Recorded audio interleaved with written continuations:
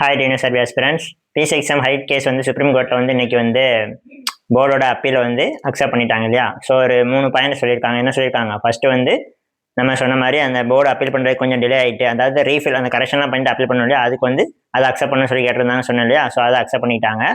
ரெண்டாவது வந்து கேஸ் எடுத்துக்கிட்டாங்க இல்லையா. ஸோ கேஸ் எடுத்துக்கிட்டதுனால ரெஸ்பாண்டண்டாக இருக்கக்கூடிய ரெஸ்பாண்டன்ட் யார்?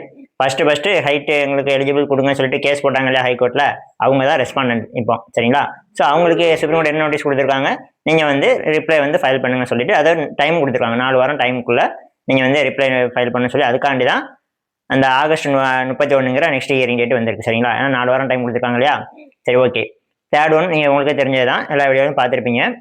மெட்ராஸ் ஹைகோர்ட்டு வந்து கடைசியாக கொடுத்த அந்த இடைக்கால உத்தரவை வந்து ஸ்டே கொடுத்துட்டாங்க இல்லையா. சுப்ரீம் கோர்ட் வந்து ஸ்டே பண்ணியிருக்காங்க. அப்படின்னா என்ன அர்த்தம்னா, அந்த இடைக்கால உத்தரவு வந்து சஸ்பெண்ட் ஆகிட்டு. சரிங்களா. இப்போ வந்து போர்டு நினைச்ச ஓவரால் விடலாமா, ஓவரால் ரிசல்ட் விடலாமான்னு கேட்டிங்க அப்படின்னா விடலாம்.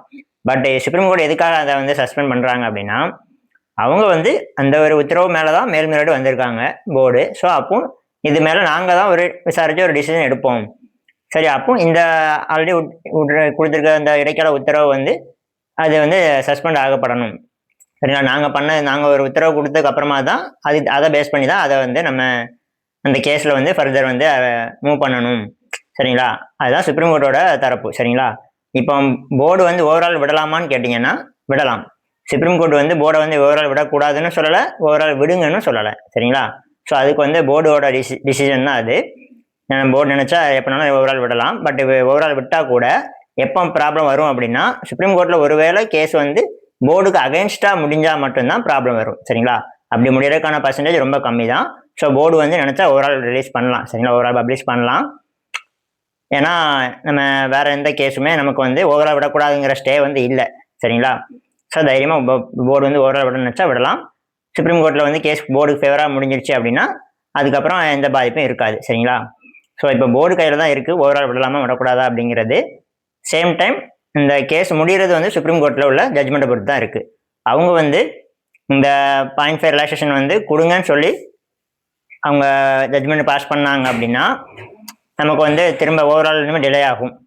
பட் அதுக்கு வாய்ப்பு கம்மி தான். ஸோ மேக்ஸிமம் அந்த லாஸ்ட் ஹியரிங்காக இருக்கும்னு நினைக்கிறேன். எனக்கு தெரிஞ்சு இந்த கேஸோட முடிவாக தான் இருக்கும், ஆகஸ்ட் 31. ஆனால் அவங்க ரிப்ளை ஃபைல் பண்ணுவாங்க இல்லையா. ஸோ அதுக்கு வந்து ஜட்ஜ்மெண்ட் வந்து போர்டுக்கு ஃபேவராக முடியறதுக்கான வாய்ப்புகள் இருக்குது. ஸோ ஓவரால் வந்து உங்களுக்கு அதுக்கு அடுத்து வாரமே வர்றதுக்கான வாய்ப்புகள் இருக்கும். சரிங்களா. அதுக்கு அடுத்து 2 வாரத்தில் ஓவரால் விடுறதுக்கான வாய்ப்பு இருக்கும். பட் அதுக்கு முன்னாடி ஓவரால் போர்டு விடலாமா நினச்சிங்கன்னா போர்டு விடுவாங்களா அப்படிங்கிறது கொஞ்சம் டவுட்டு தான். சரிங்களா. அது என்னால் கன்ஃபார்மாக சொல்ல முடியல.